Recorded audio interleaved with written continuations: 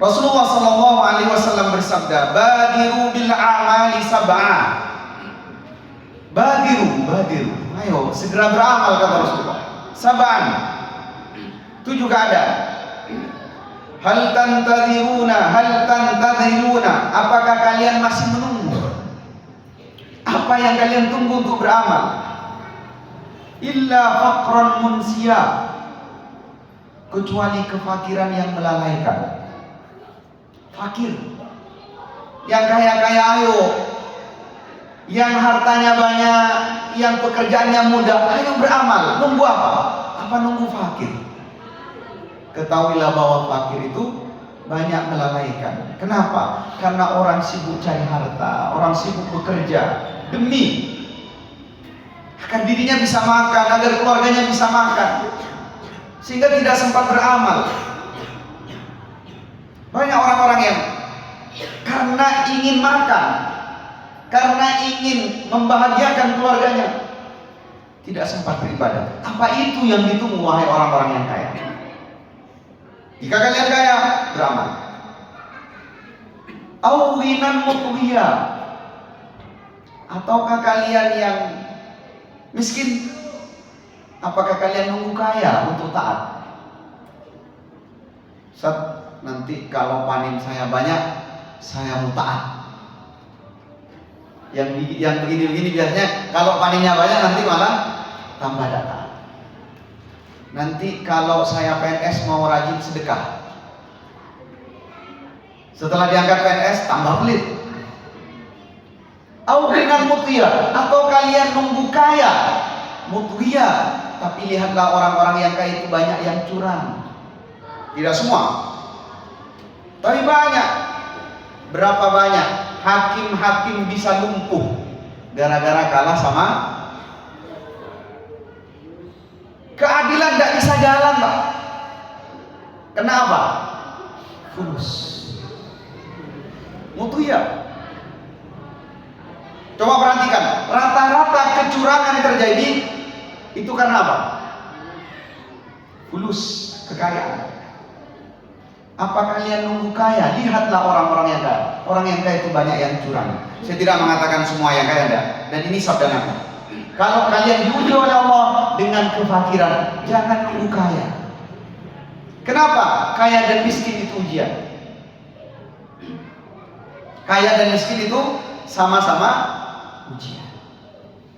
Wa nabluukum bisyarri wal khairi fitnah. Kami sama-sama uji.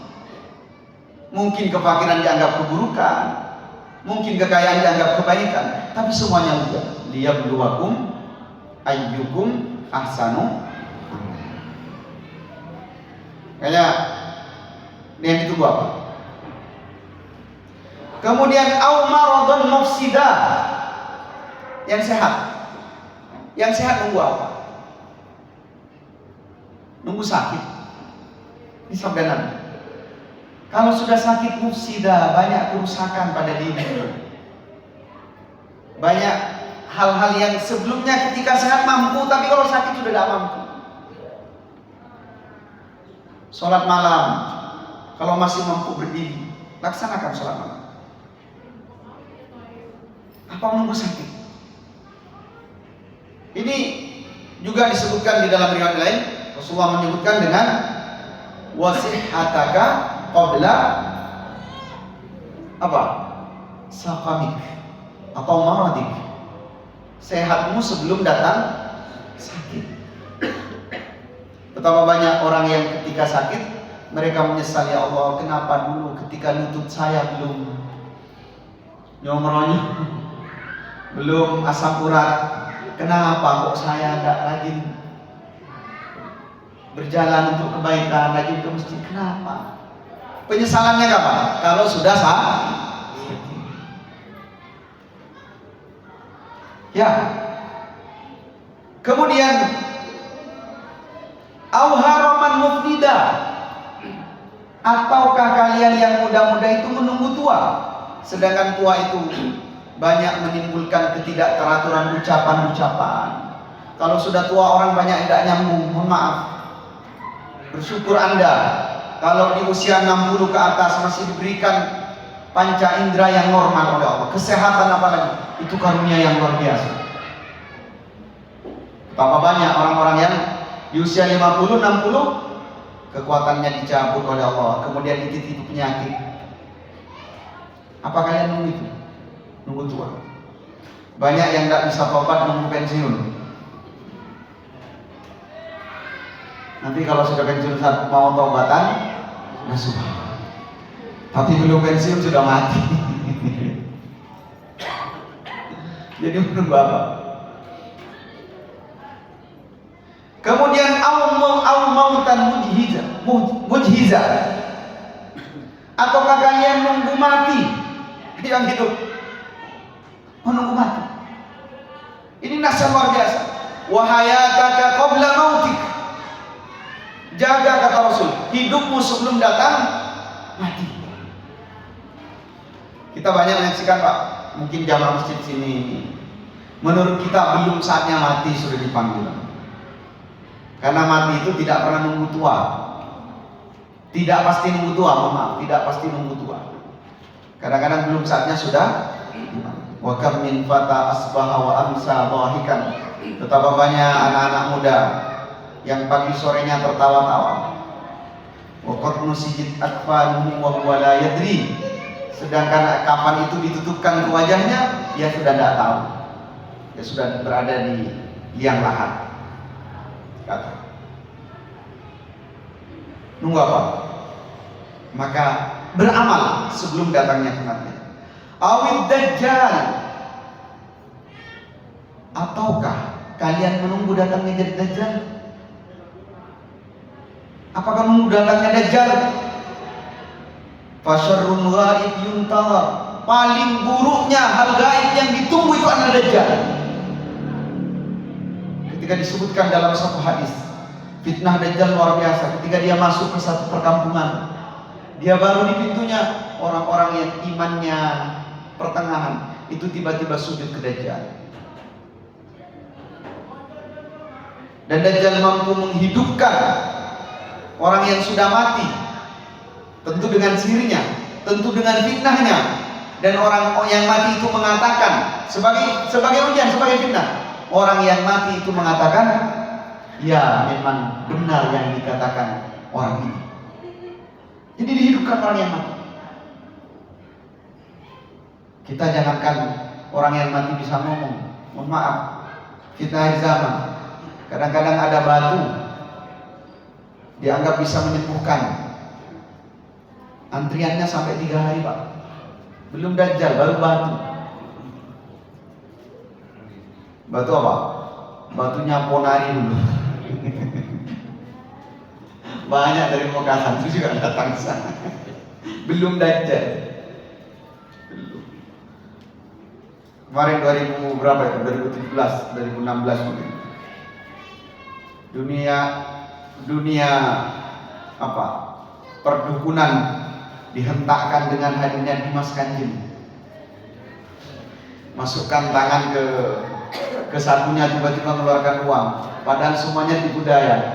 Betapa banyak orang-orang yang ikut. Belum dajjal itu bohongan. Bagaimana kalau dajjal? Apa itu yang ditunggu?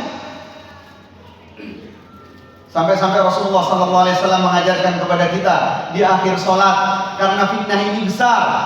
Di akhir semua sholat kita berdoa, Allahumma inni a'udzubika min adzabil qabr.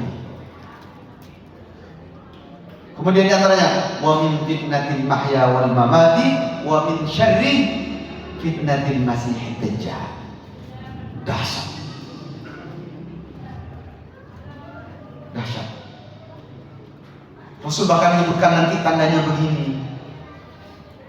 Dia awal, dia matanya sebelah. Disebutkan agar umatnya jangan sampai ikut. Tapi kalau sudah datang, kata Nabi, fasyarrun ghaibun yuntazar. Maka sebelum datang, taatlah kepada Allah Subhanahu wa taala.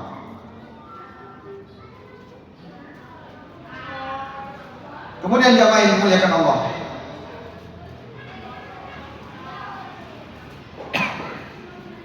Yang terakhir apa kata Rasul?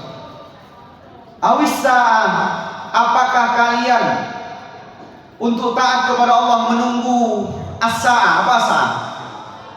Kiamat. Apa nunggu kiamat? Fas-sa'atu adha wa amam.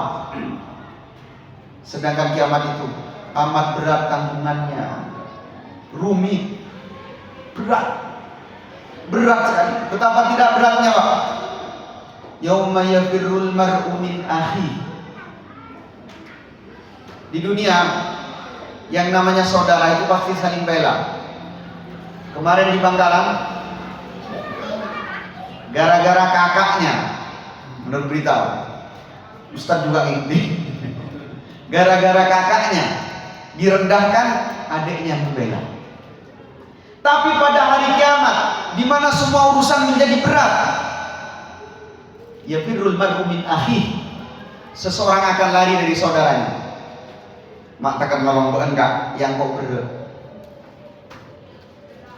Wa ummihi wa abi, orang lari dari bapak dan ibu karena berat. Semua orang ini merasa tanggungan saya ini berat, apa nunggu itu? Hati-hati dengan guyonan apa kiamat ceki abi. Kan banyak ungkapan seperti itu. Iya, kiamat itu mungkin masih jauh, tanda-tanda besarnya belum muncul, tapi kiamat kecil. Banyak yang paginya sehat ben sudah menghadap. Maka jamaah yang dimuliakan Allah, 7 poin ini jangan kemudian kita tunggu. Apapun keadaan kita taat.